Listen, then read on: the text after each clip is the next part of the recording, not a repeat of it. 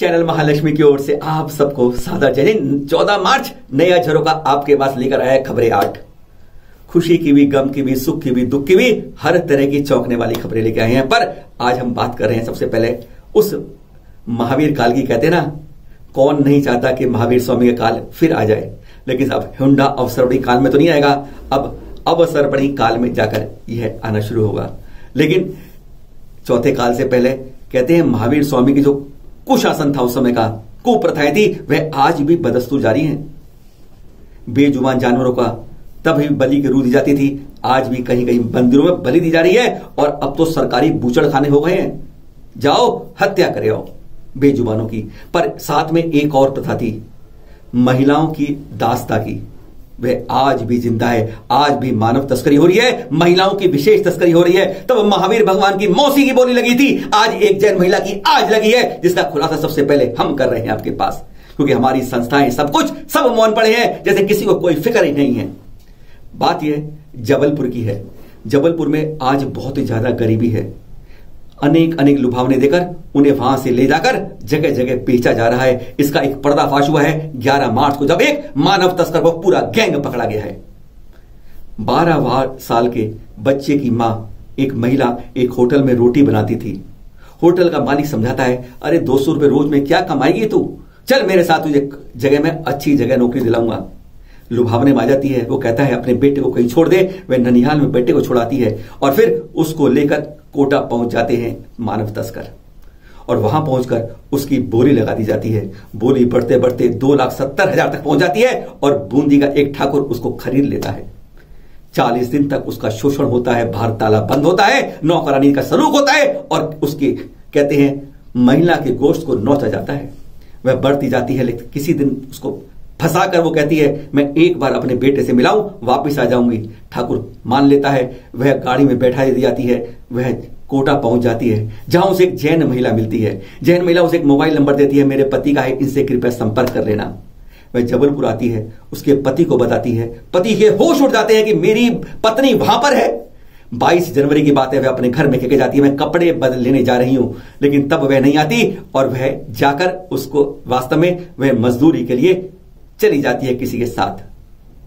उसकी भी बोली लगती है, पर कहते हैं कई बार भगवान चमत्कार करता है, जो उसका सांवला रंग था वही सबके सामने दीवार बनकर आ जाता है। सांवले रंग की है, इसलिए बार बार वह खरीदने में दुत्कार दी जाती है। 11 मार्च को जब खुलासा हुआ तब वह बताती है, ऐसी कई महिलाएं इसी तरह बेच चुके हैं। एक महिला 70,000 में बेची गई है। आज समाज चुप है, किसी को कुछ पता नहीं है। हमें अपने समाज की ओर देखना होगा। नए मंदिर बनाओ, पहले नए समाज में ऐसा पैदा करो कि हमारी महिलाएं सुरक्षित रहें। महिला दिवस 8 मार्च को बनाया था और 6 दिन बाद यह घटना सुना रहे हैं आपको। पालीताना तीर्थ के पास लगी भयंकर आग। कुछ दिन पहले आपको बताया था, शाश्वत अनादि निधन सबसे बड़े तीर्थ सम्मेश शिखर जी में पारस टोंक के पास भयंकर आग लगी थी। 10-12 दिन लगी रही। और आज बता रहे हैं, श्वेतांबर समाज के सबसे बड़े तीर्थ पालीताना क्षेत्र में मांगुदा और आदपुर के गांव के पास यह आग लगी है कल शनिवार दोपहर के समय। और रात के दृश्य आप उस आग के देख रहे हैं।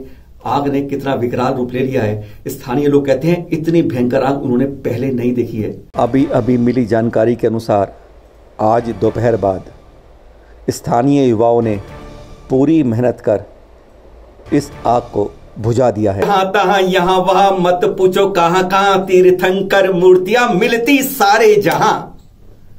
इस बात को तो आप गौरवान्वित महसूस होंगे। अब जगह जगह आपको सूचनाएं मिलती हैं, कभी तालाब के नीचे, कभी नदी के अंदर, कभी पहाड़ से, कभी धरती के अंदर से निकल आती है तीर्थंकर जैन मूर्तियां। पता नहीं चलता कि कहां से कब निकलती है, पर निकलती है तो जैन विरासत ही निकलती है।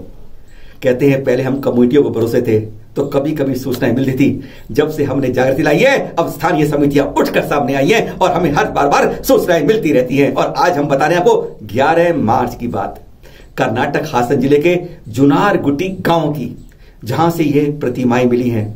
मुनि श्री वीर सागर जी के सहयोग से मिली हैं।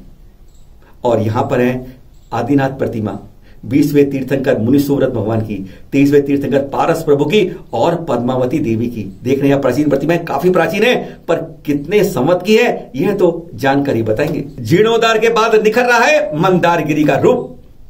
12वें तीर्थंकर श्री वासु पूज्य स्वामी की मोक्ष स्थली सिद्ध क्षेत्र है हमारा मंदारगिरी।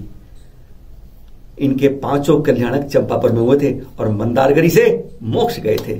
और यह जो जिन्होंने पहले आकर देखा है, अब देखिए वह दुल्हन की तरह संवर रहा है, 14वीं के चांद की तरह निखर रहा है।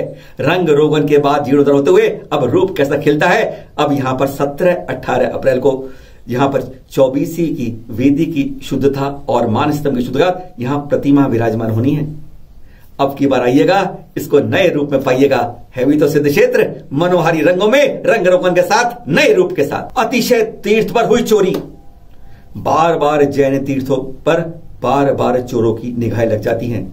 अब बीती रात 12-13 मार्च की बात बताते हैं, जब अब्दुल्ला थाना क्षेत्र के अंतर्गत भोजपुर अतिशय क्षेत्र के अंदर जो मंदिर है, यहां पर 3 अष्टधातु की प्रतिमाएं, सिंहासन, भामंडल, चवर और दान पात्र लूट कर ले गए चोर। हम नए नए जिनालय स्थापित कर देते हैं, लेकिन उनकी सुरक्षा के लिए हाथ पर हाथ धरकर बैठ जाते हैं और नतीजा ऐसा भुगतते हैं। फिर हम पुलिस हाथ पैर मार रही है, पर अभी तक उनके हाथ पूरे खाली हैं। दक्षिण के गोमटेश जैसे अब उत्तर में कर रहे प्रवेश। श्रवण बेलगोल में 1000 वर्ष से ज्यादा खड़ी खड़गासन बाहुबली की प्रतिमा की प्रतिकृति अब यहां पर आप जैसे लेटे हुए देख रहे हैं। यह दृश्य है दिल्ली के पड़ोस में गाजियाबाद क्षेत्र के ऋषभांचल तीर्थ से, जो मां कौशल जी ने निखार हुआ है, निर्मित किया है, गौरवान्वित किया है। यहां पर 12 से 18 मई तक इस 31 फुट उतंग प्रतिमा के साथ 31 फुट के पारस बाबा की मूर्ति के यहां पर पंच कल्याणक होने हैं। कहते हैं गोमटेश बाबा अब उत्तर में भी गौरवान्वित करेंगे समाज को। पंच कल्याणों की धूम और बजी शहनाई गढ़ी रायसेन में भी। जी हां, अब जगह जगह पंच कल्याणों की सूचनाएं मिल रही हैं। इस समय अगले 2 पखवाड़ों के अंदर ही 12 जगह से हमें सूचनाएं हैं जहां पंच कल्याण हो रहे हैं। इसी तरीके से देख रहे हैं आप, प्रवेश हो रहा है मुनिश्री समता सागर जी का गढ़ी रायसेन में, जहां वे 20 से 26 मार्च पंच कल्याण कराएंगे। कर्नाटक सरकार ने किया 50 करोड़ का प्रावधान जैन तीर्थों के लिए। अभी हाल में कर्नाटक सरकार ने बजट का बनाया है, घोषित किया था, उसमें 50 करोड़ रुपए श्रवण बेलगोल सहित जैन तीर्थों के लिए प्रावधान रखा गया है। इसलिए जैन समाज ने सम्मानित किया श्रवण बेलगोल में उप मुख्यमंत्री लक्ष्मण राव जी को। चित्र आप देख रहे हैं। कितनी खबरें सुनेंगे भाई साहब, 8 हो चुकी, आज के लिए इतनी ही काफी हैं। फिर मिलेंगे नए एपिसोड आपके साथ। पर एक शिकायत हमारी भी है, कोशिश करते हैं आप तक हर पहुंचाने की। सब्सक्राइब शेयर आप करना में कहीं ना कहीं कंजूसी करते हैं, वैसे जैन होते ही कंजूस है, लेकिन यहां तो दिल बड़ा करिए। जैन समाचार, जैन प्रभावना करने के लिए आगे बढ़िए। सादर जय जिनेंद्र।